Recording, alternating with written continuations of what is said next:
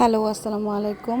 তো শুরু থেকে শুরু করলাম। গত বছরের মতো এই বছরও শপিংয়ের একটা ছোট্ট ব্লগ করেছি। গত বছরের শপিং ব্লগটা যারা দেখেছেন যারা না দেখেছেন তারা হচ্ছে আমার চ্যানেলে গিয়ে কিন্তু দেখতে পারেন। সো এই তো আমরা রওনা দিয়ে দিলাম। আর রাস্তায় টুকটাক একটু শ্যুট করছিলাম এবং প্ল্যান ছিল হচ্ছে প্রথমে দূরে থেকে তারপর হচ্ছে আস্তে আস্তে সামনের দিকে আসা। সো প্রথমেই রওনা দিয়েছিলাম হচ্ছে যমুনা ফিউচার পার্কের উদ্দেশ্যে, যেহেতু আমাদের বাসা থেকে ওইটাই সবচেয়ে দূরে। তারপরে হচ্ছে বসুন্ধরার দিকে আসব এবং সেখান থেকে আমি ক্লোজ করেছি, আমি আর কোথাও যাই নাই। তো মাঝখানে হচ্ছে প্ল্যানটা একটু চেঞ্জ হয়ে গেছিলো। তো সেই কারণে হচ্ছে যমুনা থেকে হচ্ছে আমরা গিয়েছিলাম হচ্ছে পুলিশ প্লাজায়। তবে ওখানে যে আমি আসলে হতাশ হয়েছিলাম, আপনার ভিডিওটা দেখলে পুরোটা দেখলে কিন্তু বুঝতে পারবেন। যাই হোক, আমরা হচ্ছে রাস্তায় টুকটাক একটু শ্যুট নিচ্ছিলাম, একটু দেখছিলাম কী অবস্থা। তবে যেসব জায়গায় অনেক জায়গায় হচ্ছে শ্যুট নেই আমি, কারণ রাস্তায় আসলে অনেক জ্যাম ছিল, অনেক জ্যাম না কিন্তু যেরকম জ্যাম ছিল আর কি, মাঝে মাঝে মনে হচ্ছিল যে অনেক লেট হয়ে গেছে। আসলে আমরা বাসা থেকে বের হয়েছি লেট করে। আর এই যে এখানে দেখতে পাচ্ছেন, এটা হচ্ছে হাইকোর্টের মধ্যে, মানে সুপ্রিম কোর্টের মধ্যে আর কি। বাঁশ দিয়ে একদম সব রেডি করে ফেলা হচ্ছে। 10 দিন 12 দিন আগে থেকে হচ্ছে কাজগুলো শুরু করে দেওয়া হয়, যাতে হচ্ছে ঈদের নামাজটা প্রপারলি পড়া যায়, ঈদের আগে যাতে হ্যাসেল না হয়। এই কারণে একবারে অনেক আগে থেকে হচ্ছে ওনারা প্রস্তুতি নেন এবং খুব সুন্দর করে আর কি কাজটা করে ফেলান। যাই হোক, এই তো এখানে হচ্ছে দেখছিলাম যে মেট্রো রেলের হচ্ছে এইটা। আর এই তো আমরা মোটামুটি কাছাকাছি এসে পড়েছি, আর বেশিক্ষণ লাগবে না। আর এই যে এই জিনিসটা গাড়ির মধ্যে ছিল, এটা কিন্তু দেখতে অনেক সুন্দর, ঠিক না? আমি বারবার এটা দেখছিলাম, তাই একটু শ্যুট নিলাম যে দেখি জিনিসটা আসলে অনেক সুন্দর। যারা এই গাড়িতে রাখেন আসলে দেখতে খুব সুন্দর লাগে, উঁচু নিচুতে যায় এবং মনে হয় যে জাহাজটা হচ্ছে সমুদ্রের মধ্যে। তো এই তো ওইখানে দূরে হচ্ছে একটা ট্রেন ছিল, ওইটাও দেখছিলাম, ওই যে ট্রেন যাচ্ছে। আর আমরা মোটামুটি চলে আসছি হচ্ছে যমুনা ফিউচার পার্কের কাছাকাছি। তবে যমুনা ফিউচার পার্কে ঢুকেও আসলে আমি এবার আসলে শুধু যমুনা ফিউচার পার্কে না, আমি কোনো শোরুমে অ্যাকচুয়ালি, মানে শপিং মলে আর কি বিভিন্ন শোরুম থাকে না, তো কোনো শোরুমে গিয়ে আসলে আমি ওইরকমভাবে আসলে ভালো কিছু পাই নাই। কালেকশন এবার আসলে অনেক কম ছিল, কারণ বেশিরভাগ কালেকশনই ছিল হচ্ছে পাকিস্তানি ড্রেস।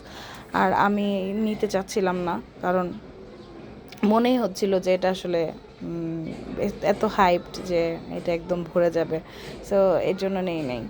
যাই হোক, এই তো আমি চলে আসছি হচ্ছে যমুনা ফিউচার পার্কে, এবং আমরা একটু পরে এন্টার করব এবং টুকটাক শপিং দেখব। সরি। তো প্রথমেই ঢুকে হচ্ছে আমরা ওসানে যাই। ওসানটা আমি বাসা থেকে দেখে গিয়েছিলাম। তবে একটা ড্রেস পছন্দ হয়ে গেছিলো, একটা গাউন টাইপের, তবে আমি নাই কারণ একটু প্রবলেম ছিল। আর এই তো প্লাস পয়েন্ট, যেখান থেকে আমার হাজব্যান্ড প্রতিবারই প্যান্ট কিনে, 2-3টা করে প্যান্ট কিনে এখান থেকেই। তো এখানকার প্যান্ট ওর সাইজ টাইজ যা আছে একদম পারফেক্ট হয়। আর এই যে হচ্ছে কান্ট্রি বয় লাইফস্টাইল, এখানে যাব একটু পরে, এটা ঠিক অপোজিটেই। তো এখানে যমুনা ফিউচার পার্কে আসলে একটাই সমস্যা, সেটা হচ্ছে আপনি যদি বলেন যে আমি ওই শোরুমে যাব, আমি ঢুকে আপনি কখনোই প্রথমে ঢুকে ওটা খুঁজে পাবেন না, আপনাকে খুঁজতে প্রায় 1 বছর সময় লাগবে। জাস্ট কিডিং, বাট কিন্তু সত্যি এই শপিং মলে ঢুকলে আমি কখনোই একটা শোরুম খুঁজে পাই না। এটা ছিল কান্ট্রি বয়তে, এখানে দেখছিলাম টুকটাক, আর বের হয়ে গেছি পরে। চলে আসছি হচ্ছে মেবি এটা ছিল হচ্ছে অ্যাপেক্সে। তো অ্যাপেক্সে দেখছিল ফাইজার বাবা হচ্ছে জুতো দেখছিল এবং পছন্দ হয়ে যায় আমাদের এক দেখাতে, এই জন্য আমরা নিয়ে। আর আমি এখানে পড়েছিলাম হচ্ছে টেলো কেয়ার একটা কটস সেট। আর এই তো আমরা এবার ইফতারে, গত বছর আপনারা যারা ব্লগ দেখেছেন আমরা কি পরিমাণে হ্যাসেল করেছি ইফতার নিয়ে আপনারা জানেন। দাঁড়িয়ে ইফতার করতে হয়েছিল আমাদের পুরোটা সময়।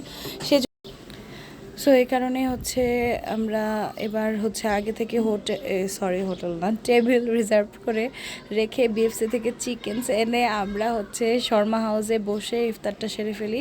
আর শর্মা হাউসের স্টাফদের ব্যবহার মাশাল্লাহ অনেক ভালো ছিল, ওরা অনেক ফ্রেন্ডলি, খুব ভালো ছিল, এবং আমরা আরও দুজনকে সুযোগ দিই আমাদের সাথে বসে ইফতার করার। আর এই তো বের হয়ে তখন সিএনজিতে উঠে যাই, আমরা চলে যাচ্ছিলাম হচ্ছে পুলিশ প্লাজার দিকে, যেখানে যেয়ে আমি হতাশ হই, আমি বলবো কেন।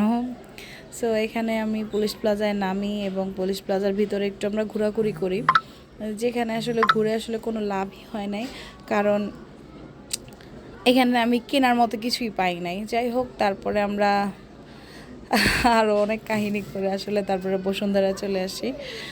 কাহিনী করে বলতে হচ্ছে আমরা হচ্ছে আনজারার দিকে যাই, কিন্তু ওখান থেকে আমি কিছুই কিনি না। যাই হোক, তারপরে চলে আসি হচ্ছে আমি আমার ড্রেস কিনে আমি হচ্ছে বসুন্ধরায় চলে আসি।